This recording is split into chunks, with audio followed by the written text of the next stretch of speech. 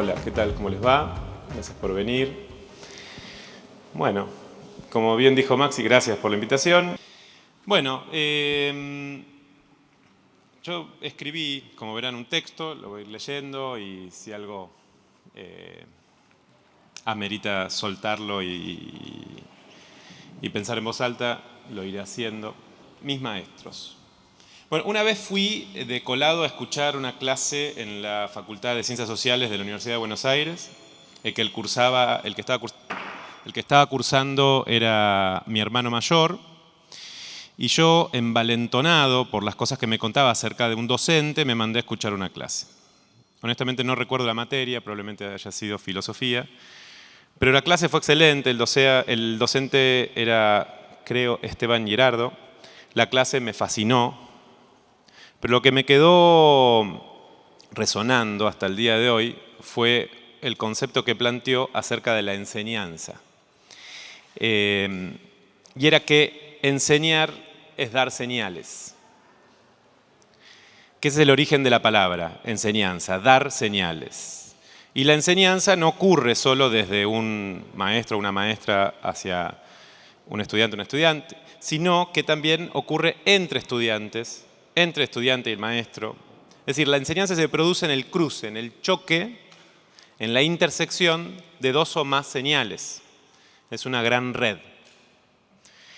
Esta imagen me sirve para pensar acerca de lo que pasa con los y las maestras, esas personas que nos influyen y nosotros los influenciados. Mi gran maestro en relación al teatro fue Rafael Spregelburg, sin lugar a dudas. Él me abrió los ojos, me mostró el camino a seguir, derrumbó ideas viejas y erradas, me propuso un compendio de nuevas ideas y me empujó a construir una nueva estructura de pensamiento. Él fue quien me habló de los procedimientos, de desolemnizar el objeto, de huir del símbolo. Me habló de la imaginación técnica de Francis Bacon, de la multiplicación de sentido, de pensar una obra como la construcción de un lenguaje. También fueron influencias los grandes creadores que vi cuando estaba formándome, Mauricio Cartún, Andrea Garrote, Daniel Veronese, Ricardo Bartiz, Javier Dolte, etcétera, etcétera. También las obras que vi cuando estudiaba teatro me marcaron mucho. Espío, una mujer que se mata, Un hombre que se ahoga, de Veronese, El pecado que no se puede nombrar, de Bartiz, La modestia, la estupidez, de Spregelburg, Mujeres soñaron caballos, también de Veronese, La escala humana, esta era de Tantanian, Dolte y Rafael Spregelburg, El adolescente, Cachetazo de campo, de León, El niño en cuestión, de Ciro Sorsoli, no sé, tanto, ¿no? En relación a mi modo de trabajar, probablemente la influencia más fuerte es la de mi papá, un brillante y genio loco médico, hematólogo y oncólogo, que hacía trasplante de médula ósea en el Favaloro y en otros lugares. Él descubrió una proteína que está en los libros de medicina en el mundo. Fue el primero en hacer autotrasplante de médula ósea acá en Argentina, también hacía trasplantes de placenta. Es decir, su rigor científico, su obsesión, su fuerza de trabajo, su obstinación, su meticulosidad, su deseo de descubrimiento me marcaron profundamente a fuego. Voy a hablar entonces de mis influencias, de nombres propios, sí, pero sobre todo de las ideas fuerza que surgieron de esas influencias. Voy a hacer una breve hoja de ruta, un mapa borroso, dudoso también, un pequeño mapa hídrico, vamos a ver. Mis influencias son todo lo que escuché, vi, leí, pero también todo lo que no vi, no leí y no escuché. Eso, como diría César Aira, nos configura con una particularidad asombrosa. Nos conforma como sujetos únicos y irrepetibles. Lo que sí, pero también lo que no. Por ejemplo, ¿quiénes de acá, así hacemos interactivo, quiénes leyeron El Principito? Levante la mano.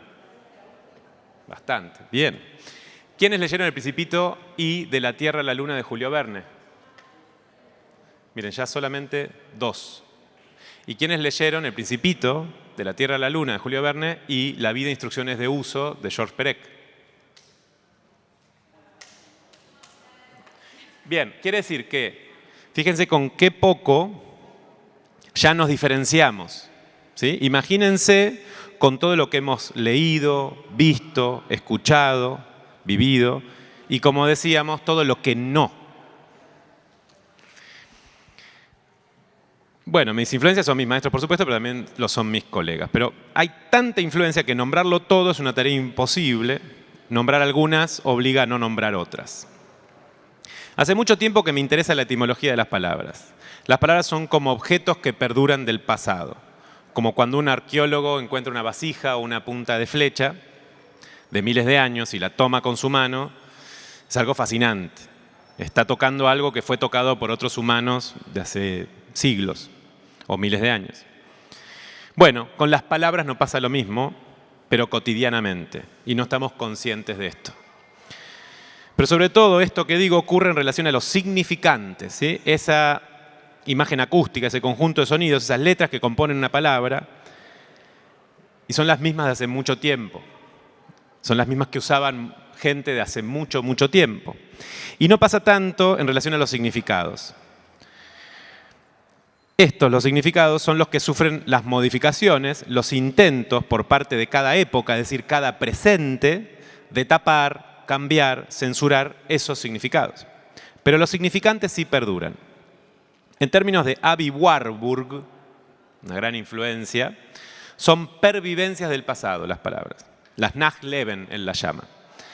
Estas Nachleben, digamos, son pervivencias. En nuestro presente perviven, sobreviven cosas muy antiguas. Y estas pervivencias están más allá de nuestra voluntad y conciencia. Son supervivencias del pasado. Él planteaba que en las imágenes de una cultura se manifiesta el pasado, sobrevive, aunque se quiera tapar.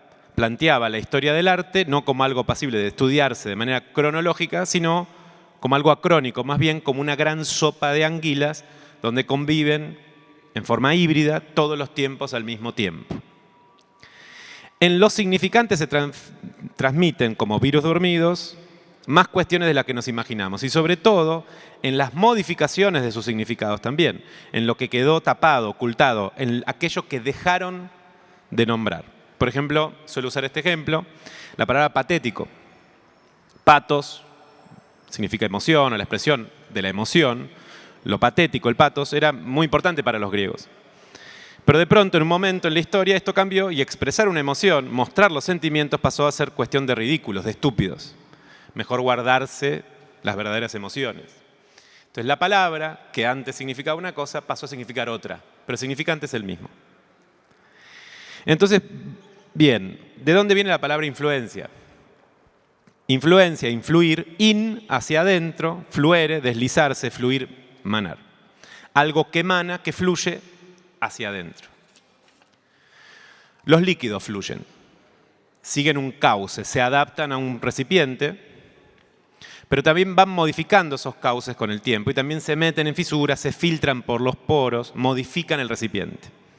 Pensemos en el agua, me encanta este gran vaso que tengo acá, como el fluido por excelencia. Pensemos en la influencia como agua, como un río subterráneo que circula a través de nosotros. La influencia como ríos, como una infinita red de ríos y arroyos, como un delta. Por eso lo que decía del mapa hídrico. Las partículas de agua son H2O y se unen por puente de hidrógeno. El agua tiene esta unión molecular muy fuerte, se llama puente de hidrógeno. Por eso suele pasar que un insecto o una hoja flotan sobre la superficie. Eso se llama tensión superficial y, si no me equivoco, tiene algo que ver con esto del puente de hidrógeno, que ocurren con el agua. Estas moléculas se unen entre sí y este enlace es muy potente, muy fuerte. Se arma una gran cadena, una gran red de moléculas de agua, todas encadenadas. Podríamos pensar entonces que una molécula de agua está relacionada con otra que está a miles de kilómetros de distancia porque son parte del mismo complejo hídrico encadenado. Si las moléculas están en el mismo río, en un mismo lago o incluso en un extenso mar, están conectadas. O incluso desde un río hasta el mar donde desemboca. Todas las moléculas están relacionadas de alguna manera. Es decir, si toco una molécula de un arroyo del delta del Tigre, estoy conectado con una molécula que está cerca de la costa de Australia, por ejemplo. Si pienso algo que pensó alguien que influenció a otro y este a otro y así hasta llegar a mi cabeza está unida a esas otras cabezas como si fueran un flujo, un río. Y esa conexión surca no solo las distancias, sino que surca los tiempos. Conectamos el presente con el pasado y al pasado con el presente. Y eso me resulta muy emocionante. Cada una de las personas que conforman la cadena de influencia, las podemos imaginar como una extensa cuenca por donde fluye un río. Armamos entre todos ese cauce por donde fluye el agua. Esta imagen me recuerda al cuento de John Cheever, el nadador. Un tipo que está en una fiesta o algo así, e imagina que de donde está hasta donde está su casa hay como un gran río de piletas, de piscinas. Lo imagina. Y el tipo se levanta de la fiesta y se tira de la piscina, a la pileta, y va hasta la otra, digamos, imagina las distintas casas y conoce a la gente, dice, acá está la pileta de tal, la pileta de tal, tal, y ve que hay un río. Y se va y se tira y nada una pileta, se levanta, sale, camina hasta la casa del otro, se mete en la casa del otro, pum, y así llega hasta su casa. John Cheever me lleva a Raymond Carver, que me lleva a J.D. Salinger. Esos tres son una gran influencia. Tanto Carver como Cheever como Salinger me trajeron esta noción de realismo sucio, realismo moderno norteamericano. Ese relato 2 que se va armando a través de las puntas de iceberg que emergen en un relato 1. Carver es el rey del decir sin decir. Como suele comentar Spregelburg, si la poesía es decir con palabras lo que las palabras no pueden decir, el teatro, situacional, dramático, figurativo, es decir con situaciones lo que las situaciones no pueden decir. Este río del realismo moderno trae consigo la noción de extrañamiento, ese sutil corrimiento de lo esperable. Y esto nos lleva al concepto de sentido, la generación de sentido, noción que me viene de Spregelburg y a él creo que le llega de Eduardo del Estal. El sentido es la porción de la experiencia que queda por fuera del terreno de lo nombrable. Como decía del Estal, una linda imagen, el sentido es como la pantalla en blanco donde proyectamos la película de nuestra propia existencia. Vemos nuestro devenir, nuestro día a día. No estamos viendo la pantalla en blanco donde proyectamos la película de nuestra vida. No podríamos, nos volveríamos, bueno, los locos. Podría ser también una analogía con el concepto de lo real lacaniano. El extrañamiento hace resonar el sentido y este se percibe casi exclusivamente en materiales que tengan un lenguaje realista, porque el realismo es una injusticia perceptiva. Estamos formateados perceptivamente. Cuando se trata de realismo, creemos ver solo puro acontecimiento. No vemos el discurso, la pincelada que hay entre medio. Y hay. Ese corrimiento debe ser sutil para lograr extrañar. Deben ser pequeñas fisuras que nos producen la sensación de que detrás del mundo construido hay algo más que no está siendo nombrado. Ahí tenemos un caudaloso río, el extrañamiento, Raymond Carver, J.D. Salinger, John Cheever, El sentido, Spregelburg, del Estal. En ese mismo río podemos sumar a cineastas como Paul Thomas Anderson, con su film Magnolia, Embriagados de amor, Licorice Pizza, esta es nueva, hace poquito. Y antes de él a John Cassavet, Noche de estreno, Una mujer bajo influencia, Shadows, Cuando huele el amor, en inglés es She's So Lovely, nada que ver la traducción que hicieron, escrita por Cassavet, dirigida por el hijo Nick Cassavet. Hay ríos que alimentan otros ríos y también hay ríos que se bifurcan y se ramifican en arroyos.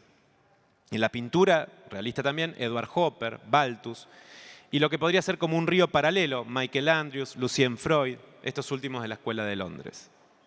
Ese tipo de arte figurativo que produce extrañamiento porque juega con la percepción, la sensación de algo conocido levemente corrido, con lo siniestro, con eso hogareño que se tuerce y se vuelve extraño. El Heimlich freudiano, ¿no?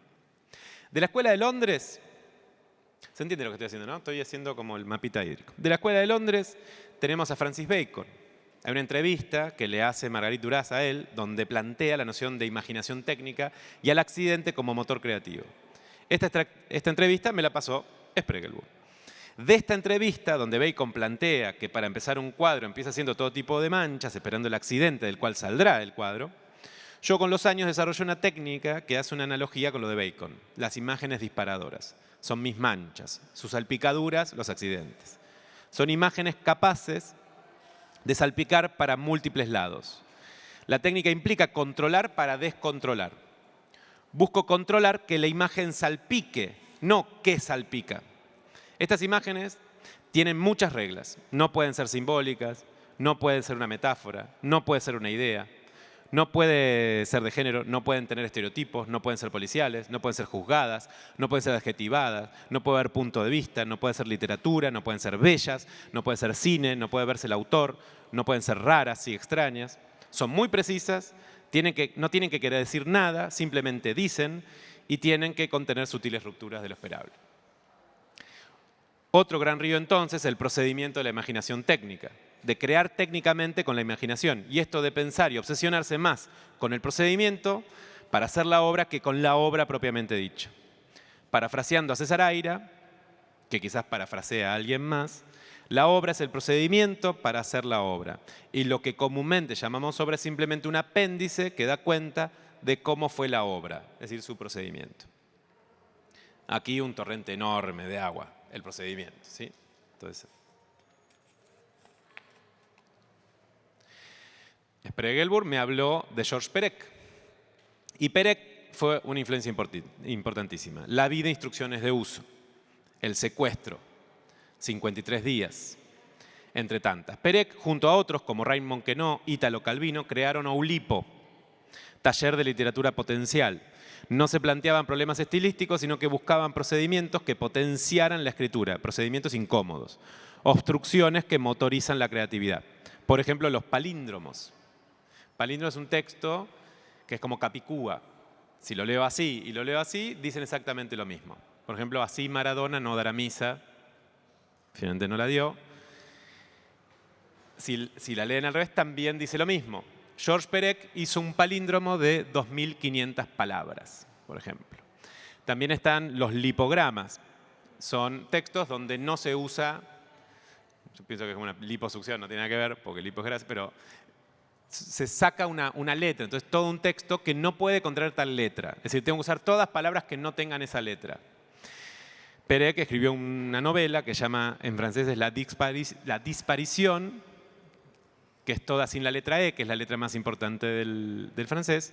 La tradujeron como El Secuestro y la tradujeron sin la letra A, que es la letra más importante del español. Lees el libro, no hay una sola E, cerrás el libro y salís a la calle a gritar la letra E desesperadamente.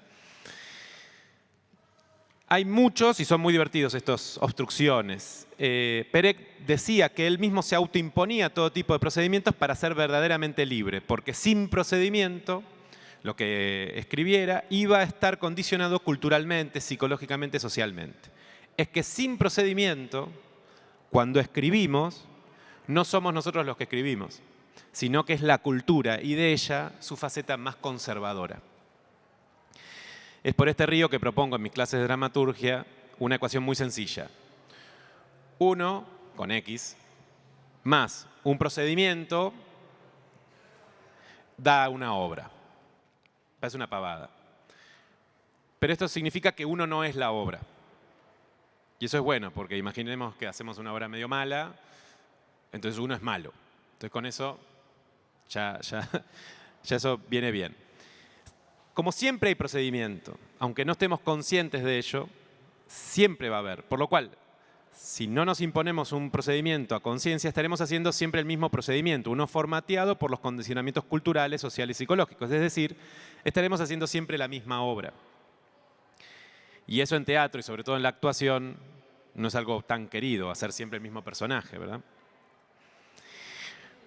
Para mí, paradójicamente, no, a ver, esa es la lógica. Yo no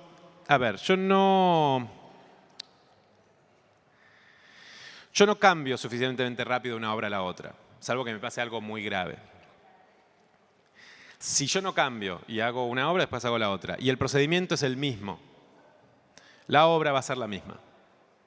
Y yo no me puedo autoimponer un cambio a mí mismo. Me tiene que pasar, no sé, un camión por encima y quizás si zafo, soy otro. Vi la luz, no sé. Entonces hago otra obra porque hago siempre el mismo procedimiento. Entonces, es sencillo, es lógico. Conviene variar en el procedimiento. Ahí tenemos posibilidades de mover más cosas para que la obra no sea la misma. Paradójicamente, y esto quizás es medio polémico, el arte contemporáneo le encanta que la obra sea el artista. Esas cosas del arte contemporáneo tan afín a lo que el mercado va queriendo, ¿no? Para mí la obra en verdad ocurre en el encuentro entre la particularidad de uno con la particularidad del procedimiento. Ahí está la clave, ahí hay que desarrollarse. Y ahí está la particularidad como artista, no en la obra ni en uno, sino en el modo de relacionarse con los procedimientos. Creo cada vez más fuertemente en eso, que la particularidad como creador tiene que ver con ese modo particular que tenemos de relacionarnos con los procedimientos. En ese cauce del procedimiento está John Cage también. También Las 5 obstrucciones, un documental de Lars von Trier. Bien, pero volvamos al arte figurativo extrañado del que hablábamos al principio. Pero ahora lo ensanchamos ese extrañamiento, lo engrosamos, tironeamos de él. El extrañamiento se vuelve más raro, surge otro río de influencia. David Lynch, con Terciopelo Azul, Mulholland Drive, Rainer Fassbinder, El amor es más frío que la muerte, Las amargas lágrimas de Petra von Kant, Todos nos llamamos Ali, etc. Seguimos figurativos, pero nos corremos del realismo y vamos hacia el norte, hacia lo nórdico. Obviamente Fassbinder, gran puntapié inicial, y se suman los hermanos Kaurismäki, El hombre sin pasado, Leningrad Cowboys, malísimo, Go America, Hamlet va de negocios. Tenemos también a Roy Anderson, Una paloma se posó en una rama a reflexionar sobre la existencia. En teatro, el norteamericano Richard Maxwell. Vi sin querer allá por 2004 y sin saber de quién se trataba una obra que se llamaba The Good Samaritan en Brooklyn, de este Richard Maxwell. Me conmovió, me movilizó, me influenció dramáticamente. Era figurativo, pero no era realista. Los tiempos corridos, los textos y las acciones no coincidían necesariamente, las reacciones a destiempo, sin el menudeo pedorro del realismo, las emociones planas, expresiones sintéticas. Él me influenció fuertemente en mis pruebas sobre realismo, o lo que dimos por llamar en el proyecto Pruebas, realismo por defecto. La prueba 1, el espectador; la prueba 2, la desintegración. Empecé a preguntarme cuáles eran las variables que componían lo que llamamos realismo. Con la prueba 1 noté una capacidad elástica notable, entonces la pregunta fue ¿hasta dónde se estira y cuándo se rompe? ¿Qué modificación de cierta variable de realismo hace que ya no sea realismo? Esta es la prueba 2, la desintegración. Y yéndonos de lo figurativo, aparece el paisaje, el teatro de paisaje, el Landscape Theater de Gertrude Stein y Heiner Goebbels, su exponente teatral contemporáneo.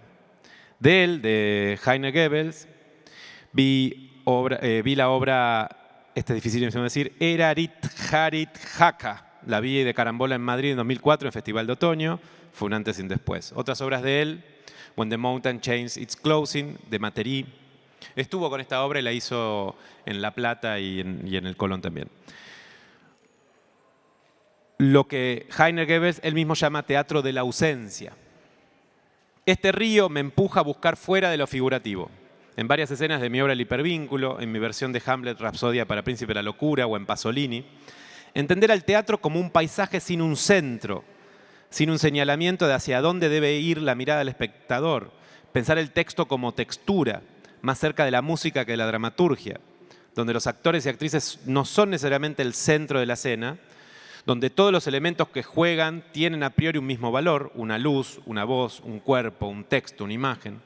Se rompe la idea de personaje, no importa el argumento, los textos, la voz, la expresión no tienen que necesariamente ir juntas.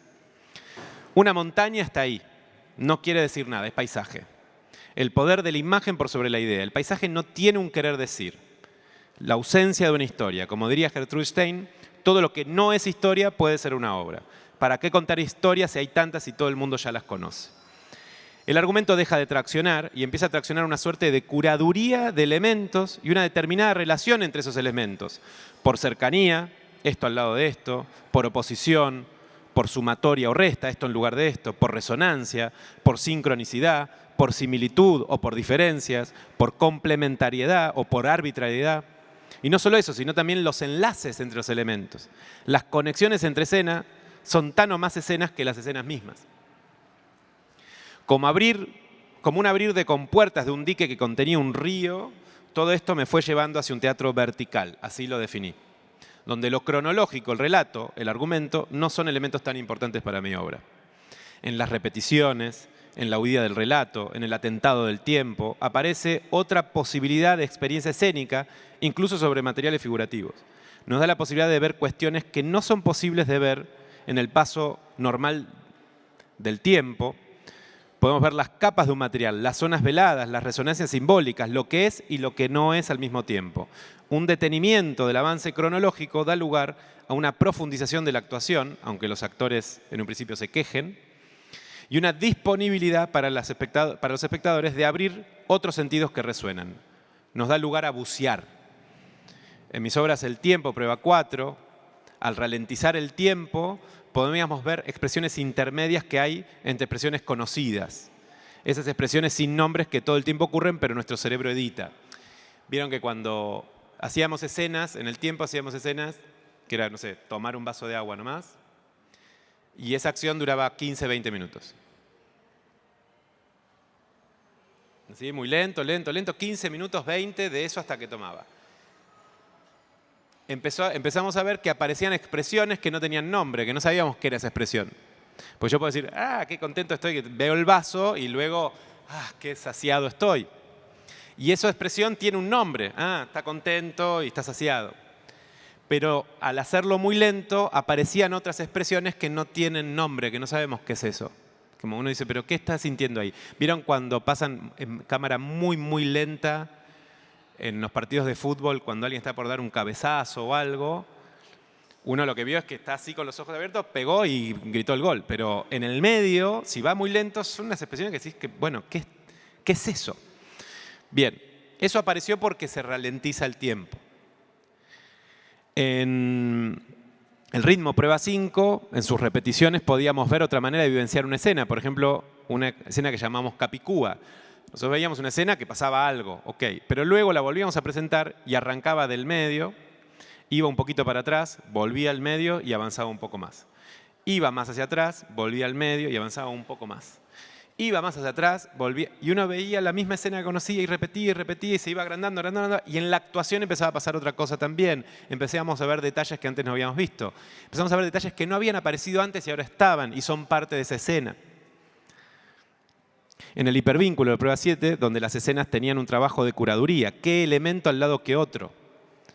En la traducción prueba 8, mi teatro vertical, creo que está en su máxima manifestación, con la repetición de escenas y el develado de sentidos que estaban ahí, y en la proyección, la impresión de capas que no estaban ahí, pero al exponerlas, al decirlo, al nombrarlo, pasaban a ser parte de la escena.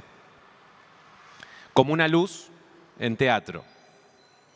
No solo permite ver algo, la luz, sino también imprime un color y también hace foco en algo y deja a oscuras otra cosa.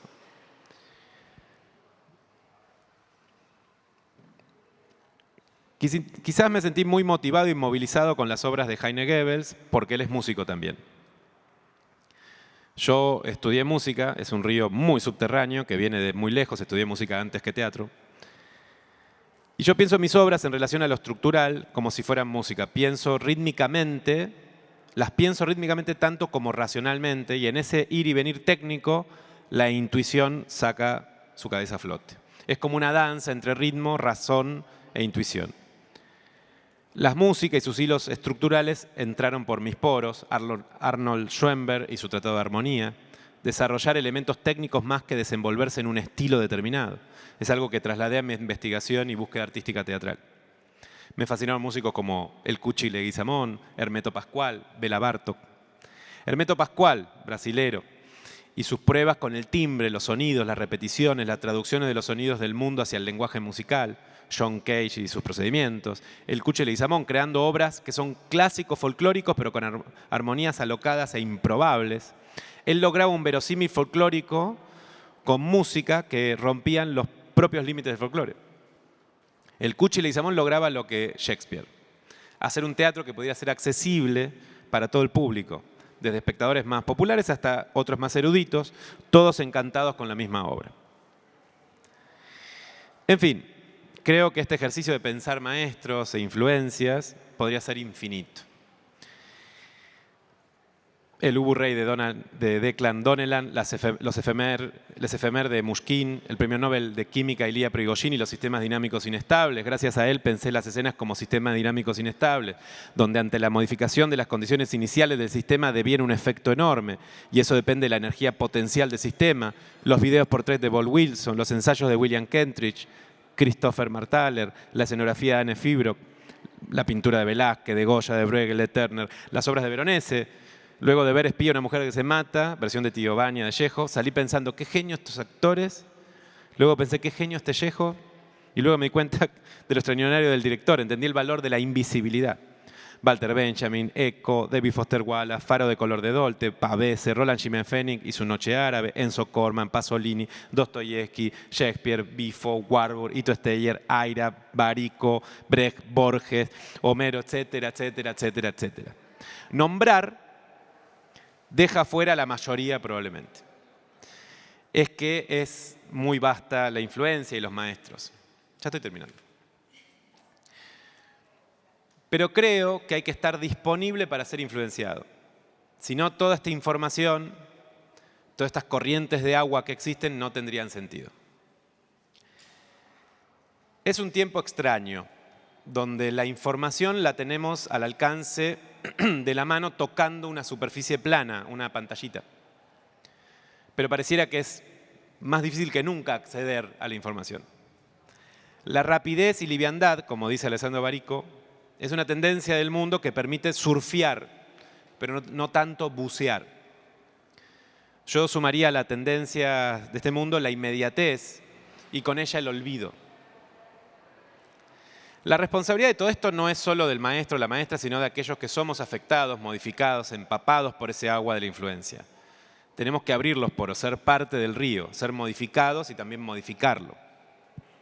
Hace un mes aproximadamente hicimos, con mi socio, otra gran influencia, Santiago Governori, un festival como autofestejo de los 15 años del Teatro Bravar. Bravar es una usina creativa, una escuela de teatro. Y en una de las charlas que organicé vino Rafa Spregelburg, mi maestro, y le conté a Rafa una anécdota, que nunca le había contado, de cuando fui a escuchar una clase, también de oyente, una clase de Barthes.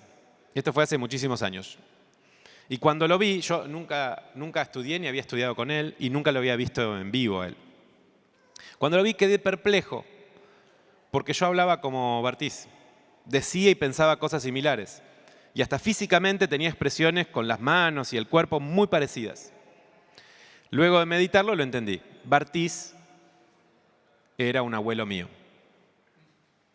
Y él, claro, él fue maestro de Spregelburg y Spregelburg mi maestro.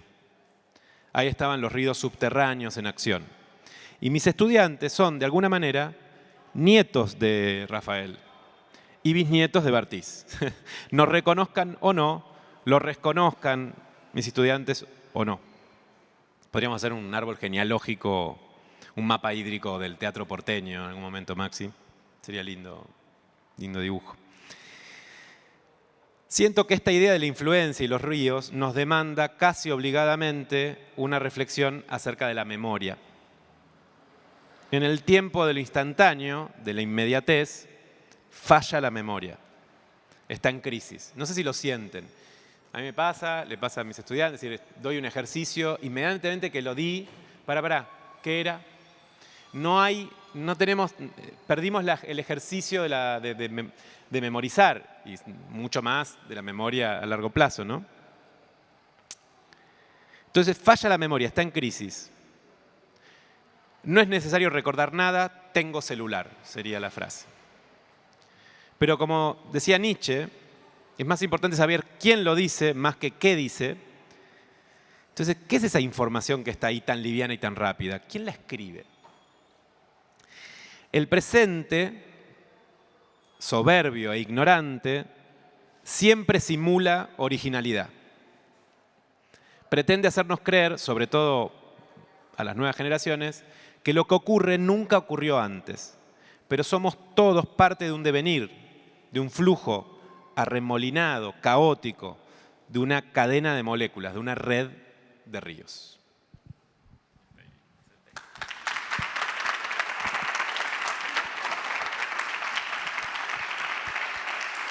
Y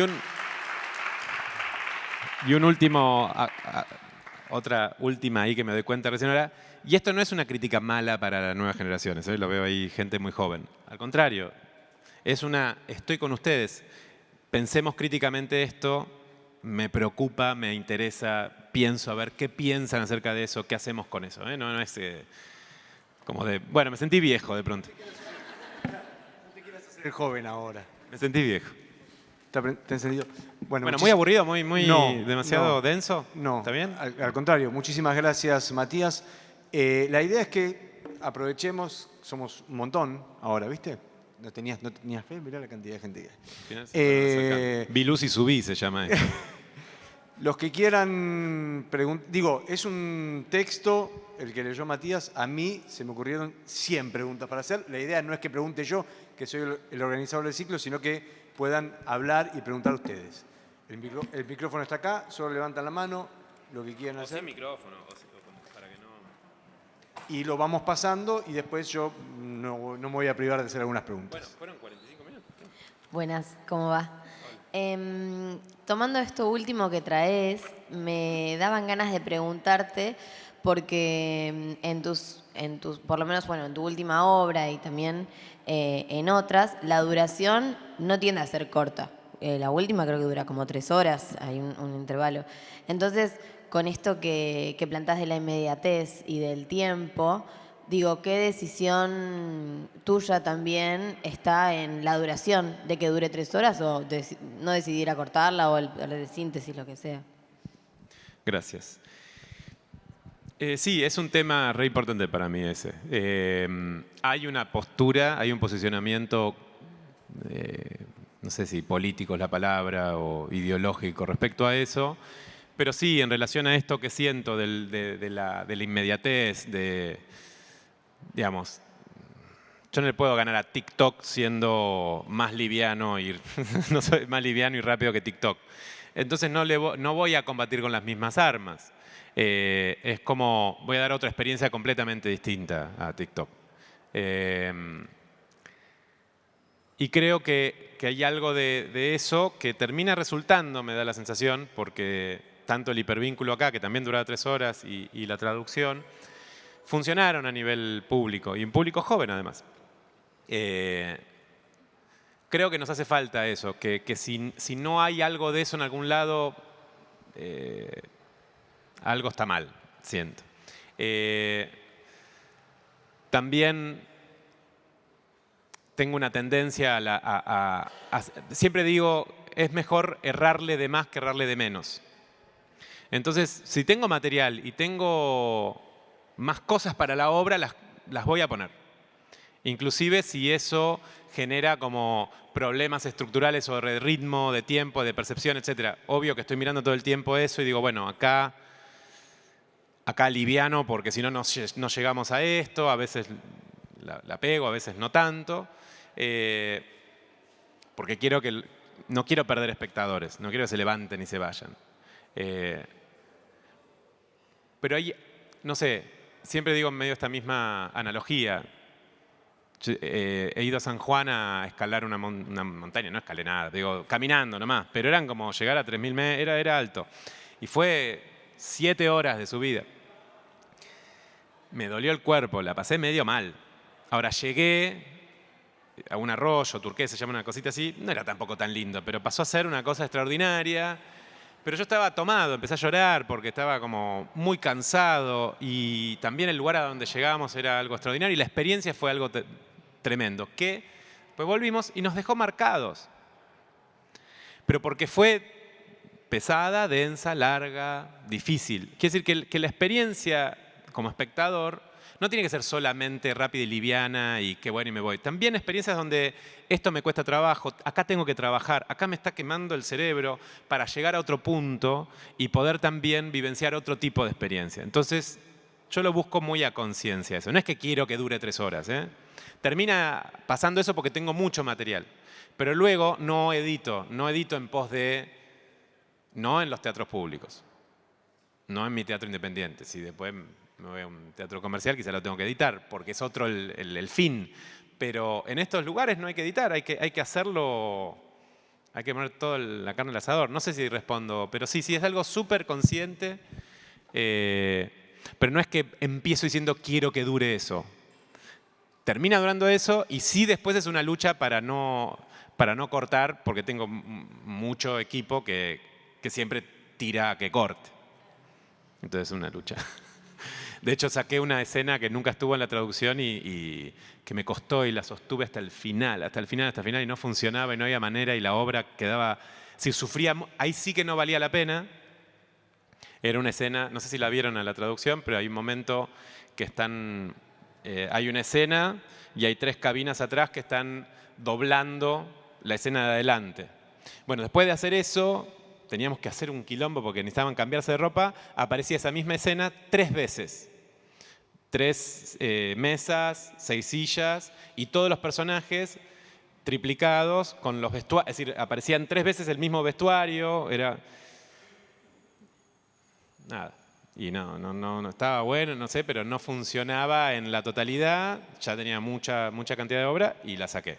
Pero salí a la calle Córdoba a llorar por haber sacado esa... Sí, lloré. Creo que fue la primera vez que lloré por sacar una escena. Digo, me cuesta, pero nada, es anécdota. Es un uso, casi te diría, un uso político de la duración, que también viene de Rafael, ¿o no? Un poco, ¿no? De Spiegelburg, ¿no? Sí, creo que Rafa también tiene esa impronta. Sí, no sé, sí, viene de... Uno podría decir, todo viene de él. En realidad no es que viene todo... Yo creo que él es como esta idea de los ríos, ¿no? Como que algo se abre y empieza a armarse muchos arroyos, ríos, etc. Es como muy vasta la influencia. También Heine Goebbels, que es mi director favorito, son obras de 6 horas. Y lo tenemos, por otra parte, digamos, si hacemos la analogía con el cine, a Ginás, que también tiene mucha relación con Spiegelburg, que hace películas de 14 horas o de 8 horas, ¿no? Hay claro. algo ahí en tu generación, ¿no? Me parece también, en oposición a lo que vos empezaste diciendo, ¿no? La inmediatez, lo efímero, el consumo instantáneo, ¿no? Propones cierta incomodidad como experiencia también, ¿no? Absolutamente. Sí, absolutamente. ¿Alguna otra pregunta?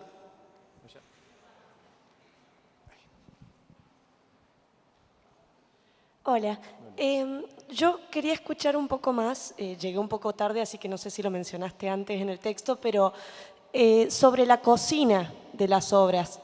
Digo, vos hablas de esto, de tu relación más que nada con el procedimiento, en el surgir de esa obra, que es eso. Pero digo, todo en tus proyectos pruebas. Yo pude ver el hipervínculo y vi la traducción después. Cuando estás cocinando la obra, cuando vos vas a los ensayos, a crearla, a atravesar ese procedimiento, ya tenés en la cabeza, digo, las pruebas ideadas y te dejás sorprender, digamos, después probando con los actores y ver qué sucede y de ahí surge algo más. ¿O es todo cocina desde el procedimiento y eso desencadena otra cosa? Digo, ¿ya tenés algo cuando te plantás para la cocina o te vas sorprendiendo? No, es un... Volviendo a la metáfora del fluido, ¿no? Como es algo que va ocurriendo generalmente. Lo que pasa es que ese fluir a veces es muy, ¿cómo llamarlo? Como muy caótico o a veces está ya muy delineado. Por ejemplo, en el hipervínculo, no probé nada con actores, fue solo dramatúrgica la prueba. Es decir, fue todo, me imaginé cada una de las escenas, las escribí, después traté de ir armando esto que les decía, esa curaduría de escenas. Y eso fue en el escritorio solo. En la traducción sí hice mucho trabajo solo de hipótesis y de posibles, siempre se burlaban los actores, porque hicimos un laboratorio el año pasado, de 2 meses, y para el laboratorio yo llevé una carpeta así de notas y de ejercicios y de procedimientos que quería probar a partir de algo que sí fui elucubrando solo. Luego lo llevamos y eso va generando un ida y vuelta que hace, entonces podemos probar esta otra cosa. Sí, va haciendo una especie de retroalimentación. Pero insisto, depende de cada prueba. Nunca es a priori. Vieron que a veces se usa mal a priori y a posteriori, ¿no? A priori no es antes y a posteriori es después. No. A priori es independientemente de la experiencia y a posteriori es dependiendo de la experiencia. Entonces nunca es a priori. Siempre depende del material, de la cosa que vienen las estrategias de cómo encararlo a nivel creativo. Pero sí busco procedimientos todo el tiempo. Sí, es algo que ya lo tengo como incorporado. quiero aprovechar que estás hablando, digo, podríamos rescatar dos conceptos de tu exposición, simplificando un poco la tradición, ¿no? O sea, la capa sobre capa que llega hasta el presente y probablemente continúe. Y después esto que vuelve todo el tiempo, ¿no? Procedimiento. Elegir procedimientos para crear. Tengo para mí que hay una dificultad con el tema del procedimiento, que es que los procedimientos envejecen. ¿Cuál es esa relación con, ¿no? El procedimiento, lo que uno puede sorprenderlo cuando lo ve por primera vez, ya la segunda vez no nos sorprende tanto y la tercera ya nos resulta viejo, ¿no? Los procedimientos, la literatura procedimental, el Oulipo, hoy parecen viejos, parecen experiencias ya no del siglo XX, del siglo XIX. ¿Cómo haces para que tus procedimientos no envejezcan?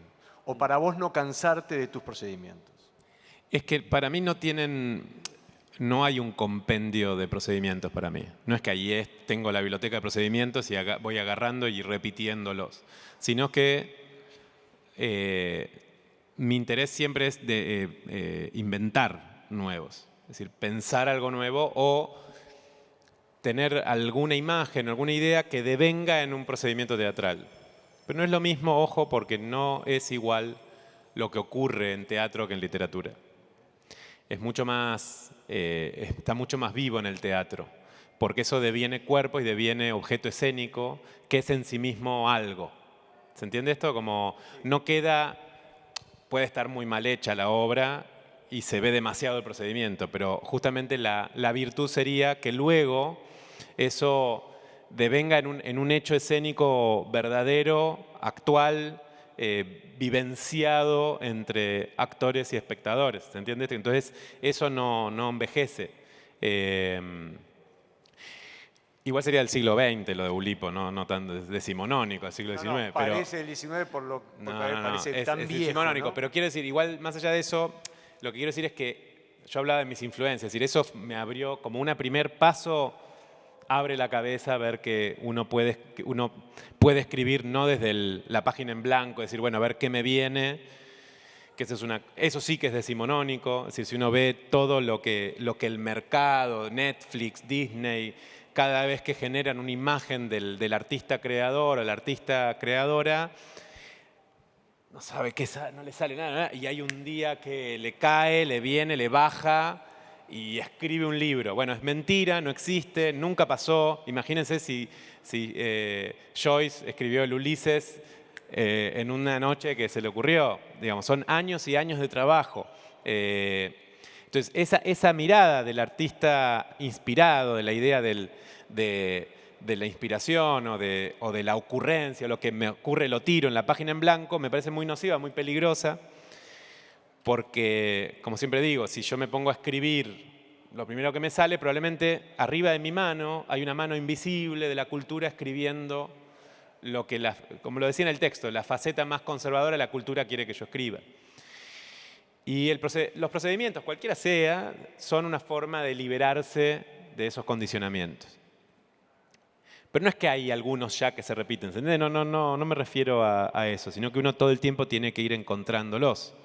Por ejemplo, en la traducción, esta idea de que yo llamé interpretantes, no eran intérpretes, sino los que estaban en la cabina eran interpretantes, que agarraba el vaso. Entonces el vaso, cuenco, no sé, recipiente, agua, Neptuno, bla, bla, como empezaban a hacer una especie de interpretación, de hermenéutica, de las acciones.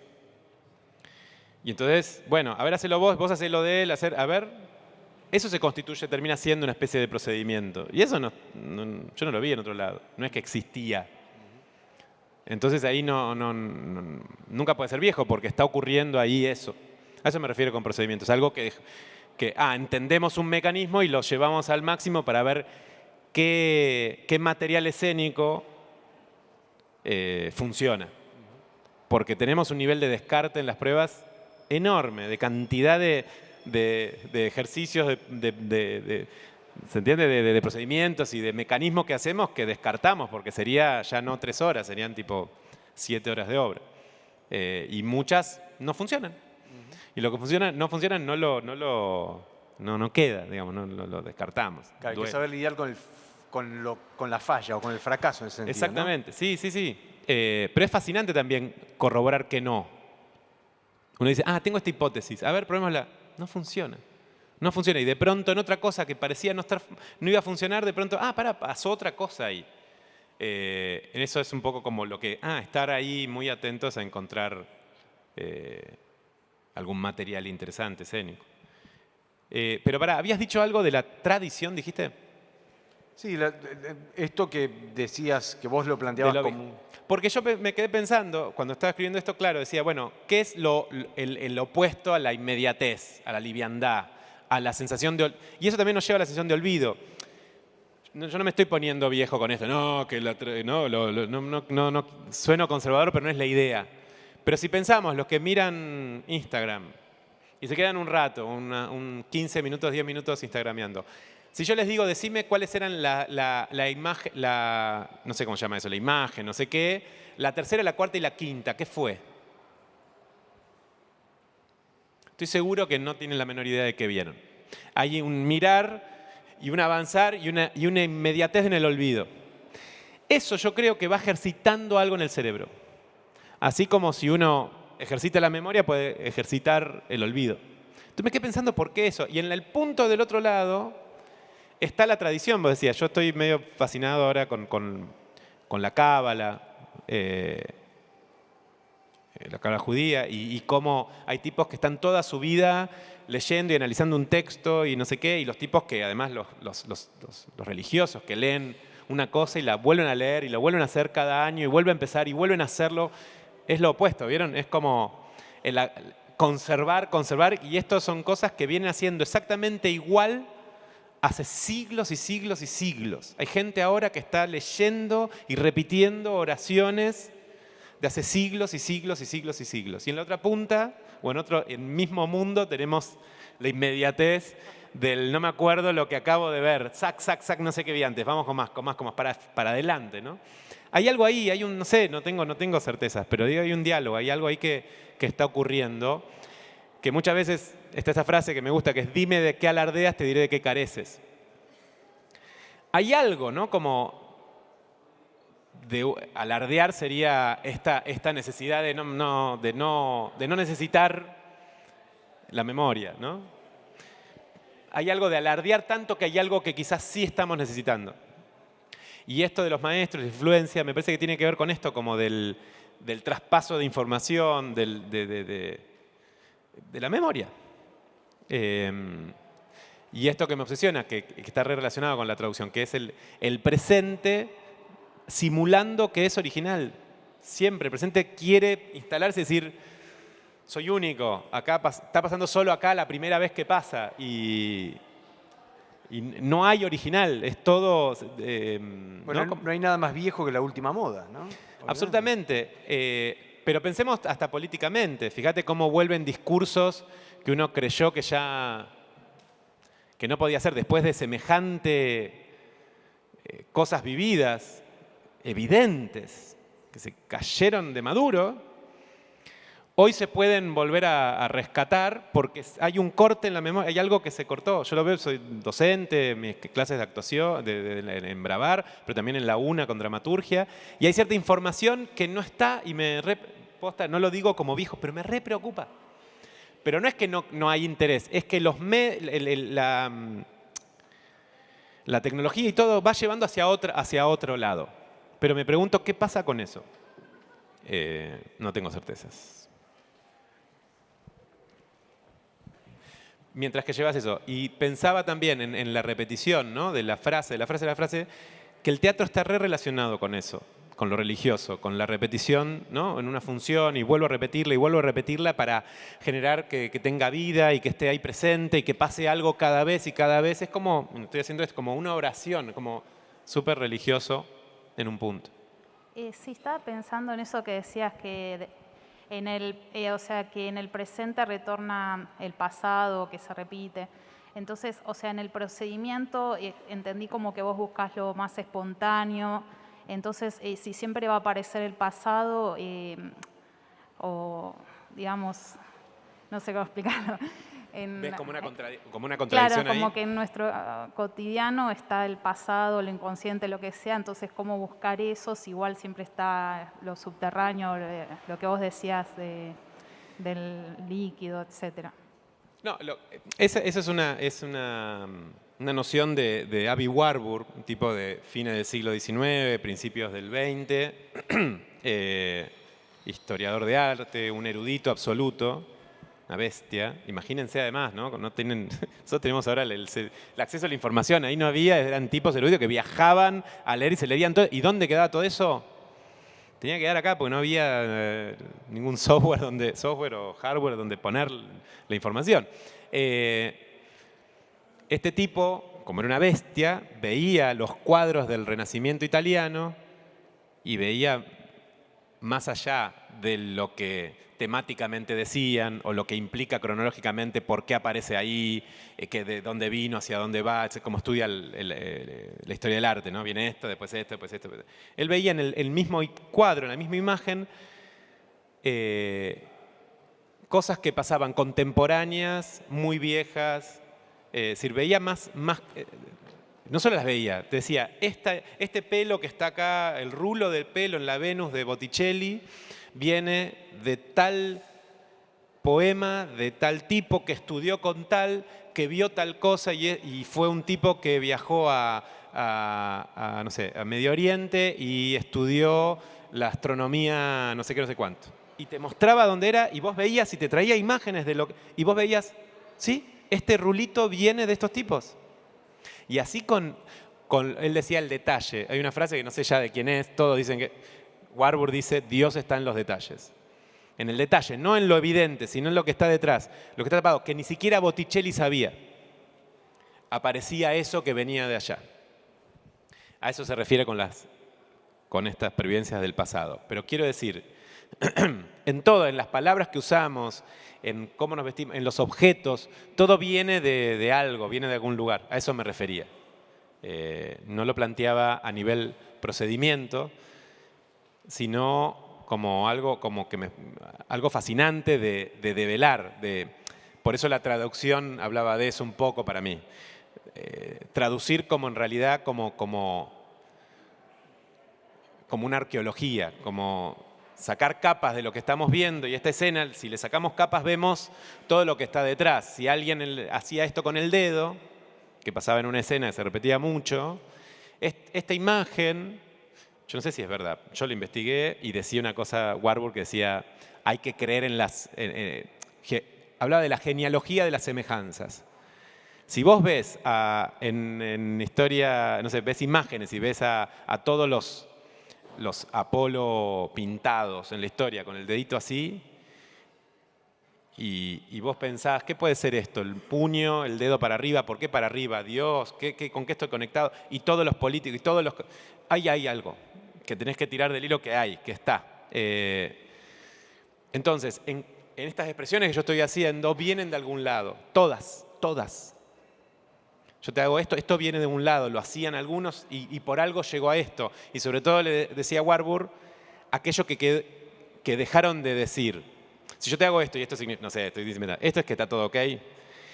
Y si después investigamos si esto viene de meterse el dedo en el culo, uno dice, che, ¿por qué meterse en el dedo en el culo devino en está todo bien? Y ahí hay algo. ¿Se entiende? Es como lo que decía de la palabra patético. Patético era algo bueno, devino en algo malo. ¿Qué hay detrás? Y si lo pensamos, dice mucho.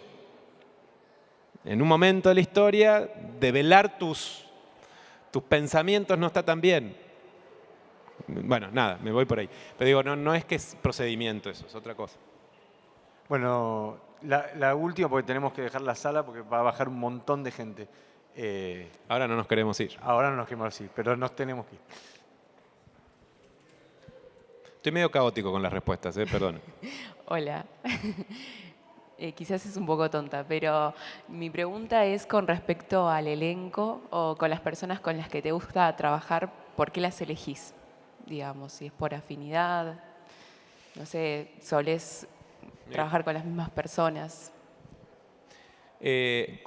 Sí, con las pruebas viene siendo un equipo de gente fue variando un montón, pero hay como un núcleo duro con el que armamos lo que llamamos la Compañía Buenos Aires Escénica y encaramos el proyecto Pruebas. Entonces siempre trabajo con esa misma gente. Algunos se fueron, después entraron otros que se volvieron parte de ese núcleo duro, como compañía. Y después cada prueba va requiriendo más gente, y sí, por afinidad, porque uno los admira como artistas. Me interesa actores y actrices que sean creadores. No creo en esta idea de la actuación como de ir y representar. ¿Se entiende? Como, a mí me va muy bien cuando adentro de algo que propongo empieza a haber propuesta. Si solo van y cumplen, me quedo ahí como, ay, ¿cómo puedo hacer funcionar? Y me quedo a ver cómo puedo hacer funcionar esta escena. Ahora, cuando adentro empieza a pasar más cosas de las que están planteadas, es donde yo empiezo como a entender la escena. Entonces necesito actores y actrices que propongan mucho, que sean creadores ahí en escena. De hecho, la actuación es el arte más compleja, más difícil, más profunda, es el instrumento más extraordinario. No hay ningún instrumento más complejo que el que tiene la actuación. Lo que hace un actor o una actriz dentro de una obra es más complejo que toda la obra. Tenemos bueno, alguien para que no se quede la última, ahora sí. Aprovechando que mencionaste a todos tus referentes y teniendo en cuenta que son personas que has leído, que has visto, eso quiere decir quizás que entonces en tu lectura, más allá de la literatura, sino que en tu lectura de las obras, de las películas y demás formas de arte, hay entonces como un querer aprender esos procedimientos y quizás como que está influenciada a ver eso más allá, no, esa es la pregunta, ¿no? Como más allá de una trama, un sentido, y bueno, finalmente eso, cuando lo llevas a cabo, lo realizas en tus obras, buscan quizás un efecto, una experiencia, una sensación, o cuál sería el término de ello. A ver si entendí. Porque son dos cosas, como entendido, dos cosas distintas. Cuando yo estoy como espectador de algo, de lo que sea, sí, no sé, a mí siempre me pasa que quiero que lo que veo me tome, me gane y ser espectador. Sobre todo porque como uno trabaja de esto, es un espectador jodido.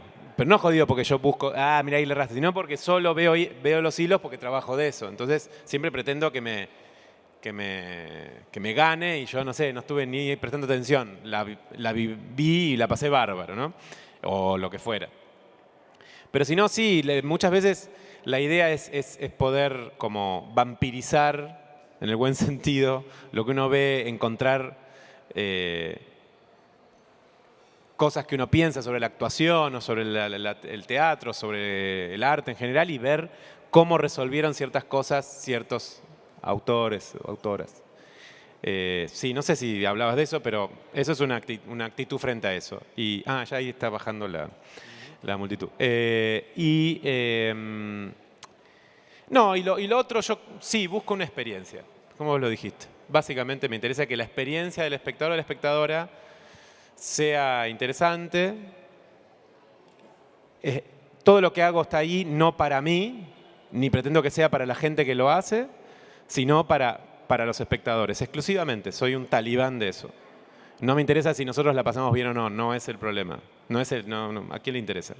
Lo importante es que la persona que está ahí tenga una experiencia. Además en el teatro, y que ya ha quedado claro luego de la pandemia, que el teatro solo puede ser en vivo, digamos, ya está. perdonen los que filman y todo, los quiero mucho, pero el teatro solamente es en vivo, gracias a Dios. Y quedó claro que eso es una necesidad corporal, que hay una convivencia y es fundamental entonces que la persona que se acerca, que trae su cuerpo, el teatro es pesado, hablando de rapidez y liviandad, y, ¿no? Como el cuerpo es muy pesado. Hay que ir, tomarse un transporte, pagar una entrada, llegar, sentarse y después irse. Todo eso tiene que valer la pena. Y la experiencia tiene que ser del espectador, nunca tiene que ser nuestra. Si lo es, genial, pero no sé si les ha pasado actuando, si hay actores o actrices, que decir, che, hoy estuve mal, cualquiera, estuve pensando en el chori que me iba a comer, nunca conecté con la escena, y después salí y dice, che, me emocionaste, genial. Yo estaba pensando en el chori. O al revés, sentí que la rompí, salí, tipo, bueno, felicitaciones, qué bueno que estés laburando. No tiene nada que ver lo que nos pasa, porque como creo es una frase que se le dice que es de Borges, que el sabor, lo digo siempre, el sabor de la manzana no existe en la manzana, sino que existe en el choque del paladar con la manzana. Y esto es biológico, es como científico, si se quiere. El sabor existe porque tenemos un aparato perceptivo y tenemos terminaciones neuronales que generan la información de sabor. Pero el objeto no tiene sabor. El objeto es. Entonces el teatro pasa lo mismo. El objeto no es la obra de teatro. La obra de teatro solo ocurre cuando están los espectadores mordiendo esa manzana. Y ocurre en el paladar de los espectadores, no acá. Y lo he vivenciado claramente. En la traducción en el Cervantes estaba viendo la obra, decía, bueno, está saliendo bien. Estaba sentado con los espectadores, después daba la vuelta, me metía al escenario de costado y veía la escena desde las patas. Yo decía, che, ¿está saliendo mal? No está funcionando. Volví a salir y decir, ah, sí, funciona. Es decir, claramente es ahí, digamos, donde están los espectadores, que está ocurriendo algo y no en otro lado. Bueno, es un buen... Bueno, muchísimas gracias a todos y a todas por estar acá. A ustedes, Gracias a gracias. Matías Feldman.